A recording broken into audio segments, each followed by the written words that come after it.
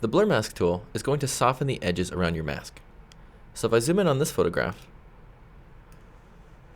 I can see that this mask edge right here is a little bit harsh. So if I want to blur it out a little, I can grab my Blur Mask tool. To grab your Blur Mask tool, head over to your tool well and you can go into your Refine tools. Or you can just hit L on your keyboard. So up in our top bar, I can modify my mode.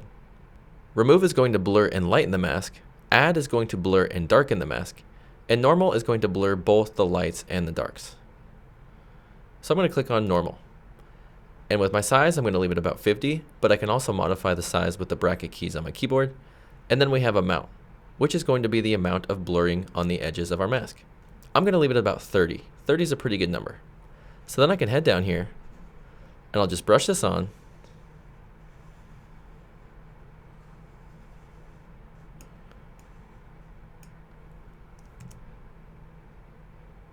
And that's with it off. The Blur Mask tool is great for softening the edges of your mask to create a more natural composite.